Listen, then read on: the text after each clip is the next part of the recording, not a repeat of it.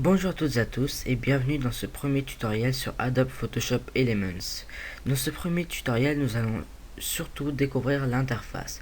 Donc, commençons immédiatement avec les différentes parties. Ici, donc, nous pouvons voir l'espace de travail. C'est ici que se trouvera notre projet que nous modifierons plus tard.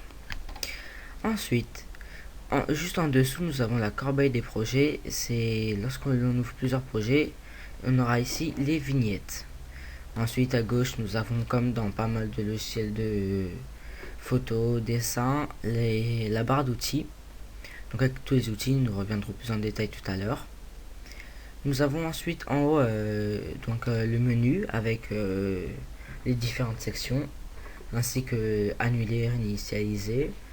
Et à droite, nous avons les différents effets contenus pour créer, partager.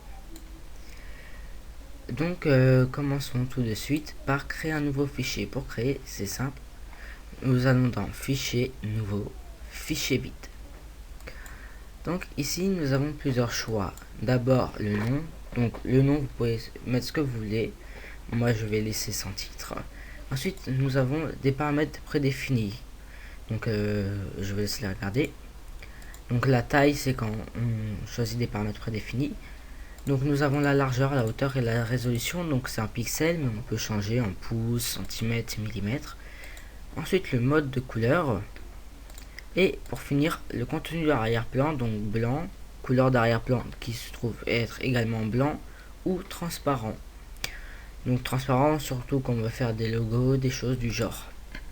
Donc nous on va laisser ça et on va mettre blanc. Donc 500 par 500, c'est la taille d'un avatar par exemple.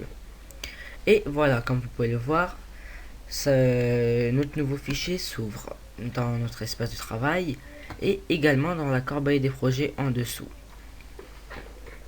Donc maintenant les différents outils. Nous avons l'outil déplacement qui sert donc à déplacer les différents calques qui se trouvent ici.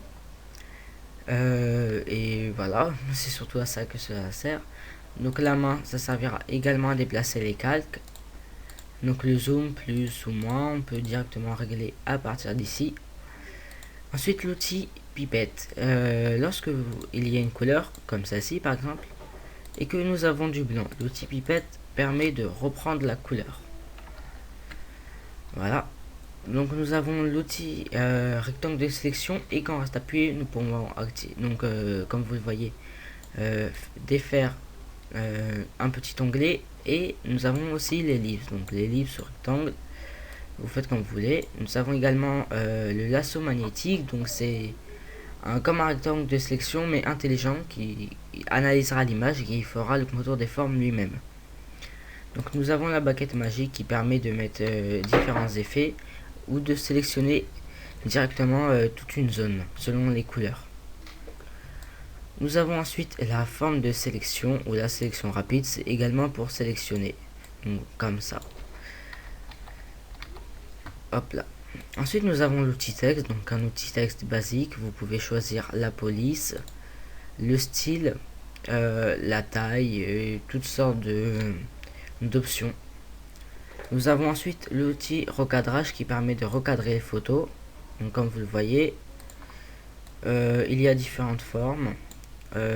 Pour accéder aux différentes formes, ce n'est pas ici, comme certains pourront le croire, c'est ici. Et nous avons tout un panel de formes. Donc par exemple, si nous prenons la fleur de lys, et bien ça fera la fleur de lys. Donc nous avons l'outil redressement pour redresser les photos que l'on importe. L'outil retouche couleur des yeux pour les yeux rouges, le correcteur localisé, le tampon de motif pour insérer divers motifs. Ensuite la gomme, donc la gomme pour gommer. Je pense que cela est assez simple. Nous avons également le pinceau, la forme dynamique. Donc ça fait des formes dynamiques selon l'arrière-plan, par exemple des blancs éclatants, des ciels bleus, vous voyez. Après là c'est les formes de base bien évidemment. Donc le pot de peinture, le dégradé, là c'est pour faire les formes. Donc par exemple une lune, hop là. Donc il y a vraiment beaucoup de formes, on peut en télécharger d'autres. Donc le doigt ou la goutte d'eau ou netteté, c'est pour faire plus ou moins flou, vous choisissez. Et l'éponge.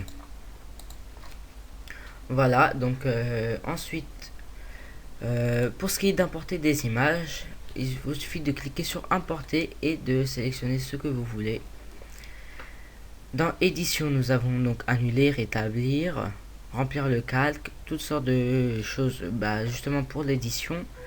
Dans image, c'est ça qui va surtout nous intéresser. On peut changer le profil de couleur, donc noir et blanc ou coloré, et on peut faire tout ce qui est rotation sur les images. Donc l'accentuation, on verra ça dans un autre épisode car c'est plus complexe. Les calques, donc c'est les calques ce qui se trouve ici. Regardez par exemple, si je fais du texte, un nouveau calque texte se crée. Donc là il s'est supprimé vu que je n'ai rien écrit. Donc les calques, on peut enlever l'invisibilité ou pas. Là j'en ai qu'un seul donc je ne vais pas, bien évidemment. Pareil pour l'opacité, c'est pour rendre votre calque plus ou moins transparent. Ensuite donc filtre. Les filtres et les effets, on en consacrera un épisode entier car il y a vraiment beaucoup peu de possibilités. Pareil pour l'affichage. Donc les fenêtres, c'est pour régler vos trucs personnels. Donc les calques, par exemple là j'ai enlevé les calques, donc il est conseillé de les mettre, hein. Et donc l'aide, c'est pour l'outil aide, et là c'est le mode fenêtré. Donc voilà, c'était un premier tutoriel comme une mise en bouche assez rapide. Dès les prochains tutoriels, nous attaquerons plus en détail Adobe Photoshop Elements. Et sur ce, je vous dis au revoir tout le monde.